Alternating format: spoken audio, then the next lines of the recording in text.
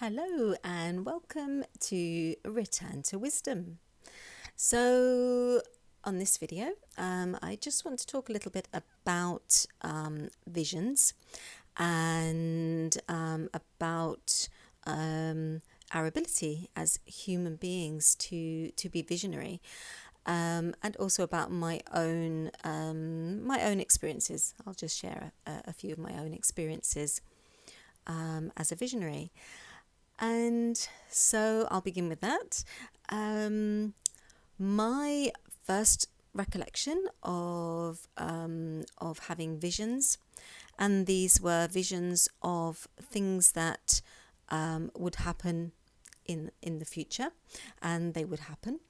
And that was when I was, I would say, probably about 12 years old, maybe a little bit younger.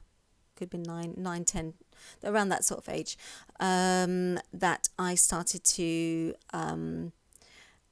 have flashes in my mind of things that would then come true. So they would be just small incidents, and it might be just something really simple, like I can see what someone's wearing before I meet them. Or I know what someone's going to say to me. I know someone's name. So these things would just kind of happen to me as a child. And what I started doing for a bit of fun was I began to, I used to lie on my bed and I used to face my headboard at the end of the bed, and I would pretend that that was a TV screen. And I would pretend to turn it on, and then visions would appear, and they wouldn't appear on the headboard. They would appear in my mind, but this was kind of part of a childhood game that I could press a button and then something would appear. And I became particularly good, I would say this probably was when I was about 12, 11 or 12. I became particularly good at predicting what was going to be on the front page of the newspapers the next day. And I wasn't, I was a child. I wasn't really watching the news. I wasn't really into kind of what was happening. And some of the things that I predicted were more about celebrities. A particular celebrity had filed for divorce or had died, or things like that. And I would actually see the headline of the paper. And this was kind of my first kind of tiptoeing into noticing my own abilities to be able to what we might want to call predicting the future. And that's why this visions tie in very much with this whole thing about time travel and our perceptions of time. So, I will probably do 100 videos on this subject, because it all kind of intertwines. It very much intertwines. And so as I got older, I began to not use the headboard anymore. That game was sort of a bit old, and I just used to have the visions in my mind. When I receive visions, they are both in my mind, so in what people would potentially call a third eye, that I was seeing them as a picture, literally like we do with imagination, but there's a strong sense that it doesn't feel the same as imagination. So I'd get either a snapshot or an actual video running in my mind. With people's names, I would either hear their name before they told me it, or I would see their name. I often see names written out in front of me. And but there are also times when I will see a vision kind of out of my mind. So it's a bit more, there's a bit more disassociation from it. So it's kind of seeing it. So I might see it on a wall, in a mirror. I might see it just in the distance, and suddenly, and it will seem a step distance from me, from being inside my mind. And these things have always come true. Always.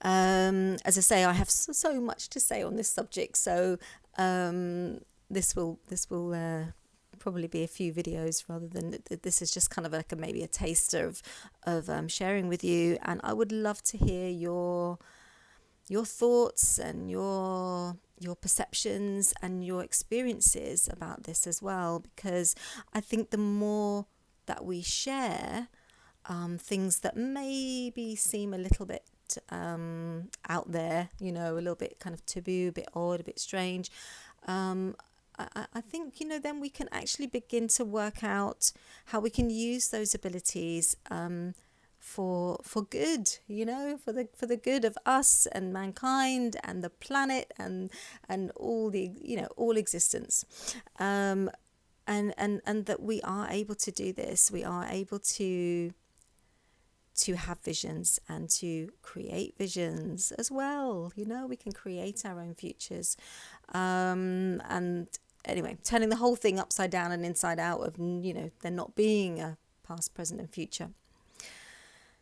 So as I got older, so some of the visions that I had as I got older would be of something happening to a loved one, to people that I care about, and those could happen within minutes of receiving a call to say that something had happened, or sometimes it would be days, and I would just get kind of like flashes of the potential of something happening. And generally, I never shared any of my visions with anybody. I kind of had this sense that it wasn't right to share them, that they would be rebuffed, rebuked, as people would kind of basically not honour them. And so I learned from a very early age not to share any of my visions or any of my what people might want to call predictions. I might sometimes say to somebody, oh, I had a feeling that was your name, or I had a feeling that was going to happen, but nothing too concrete. And maybe that's just as well, because maybe things are never concrete. Who knows? Before I finish this video, one of my main visions, I've had so many over the years, but one that will always stay with me is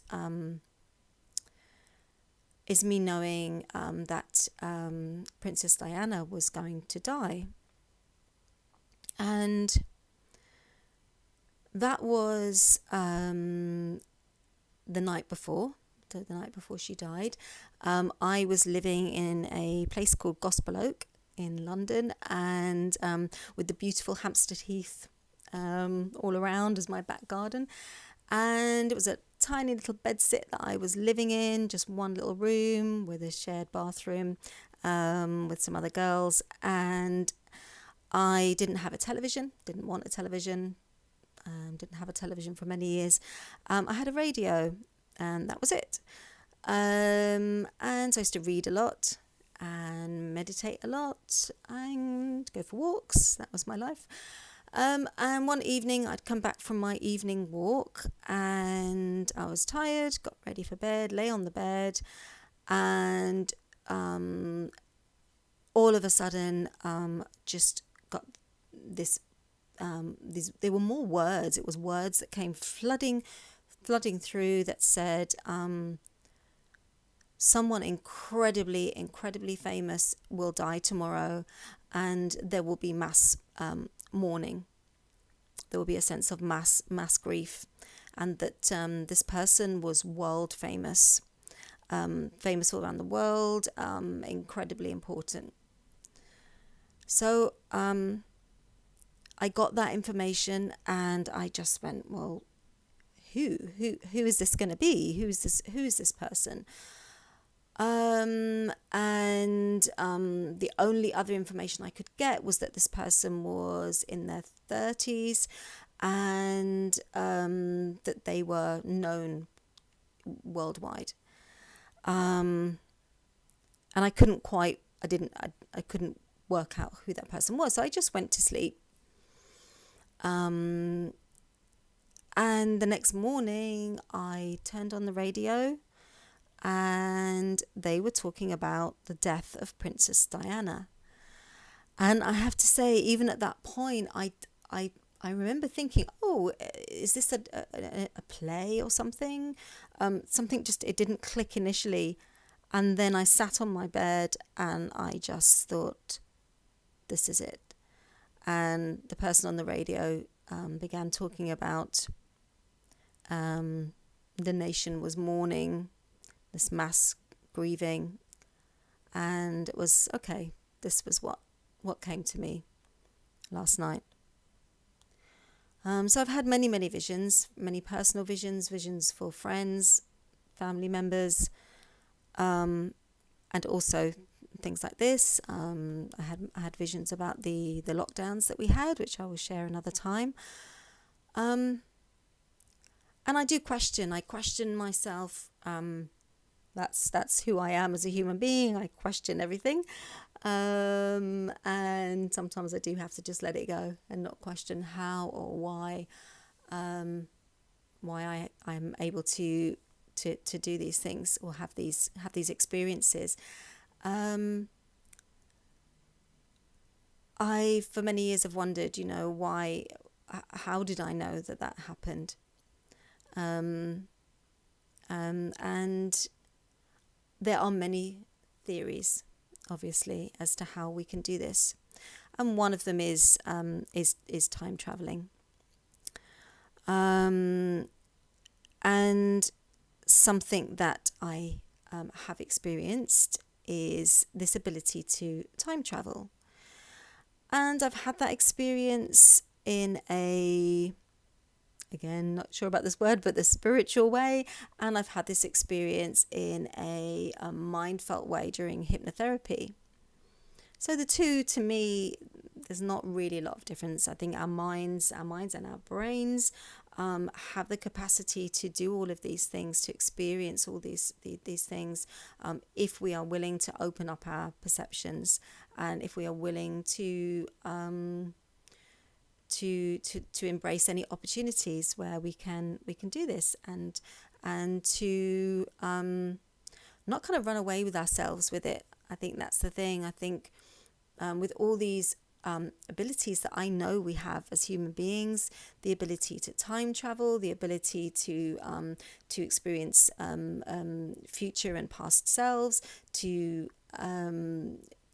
experience and do telepathy and heart speak and energy speak, and to shift and to be in two places at once, and remote viewing, and so much more, to kind of like to physically disappear and then to appear again, to cloak ourselves, to shape shift. There's so many things, and working with the people such as Sasquatch and ancient beings has opened up my perceptions. I'm able to notice my own abilities more, and to have those nurtured. I've been incredibly blessed to work with Sasquatch, and for them to guide me and support me, so that I can now support and guide other people to really open up, to return to their wisdom, and to experience all that we can be, and to also to know how to use those abilities safely, and to use those abilities to bring more love, and to embrace that love aspect of ourselves and others. So thank you very much for listening. As I say, I have so much to say on all these subjects, so I'm really excited to be able to share all of this with you. And please, please feel free to comment. Please like and subscribe. But yeah, please comment. Please, get in touch. Get in touch if you would like to work with me, or if you just got something you want to share. Thank you.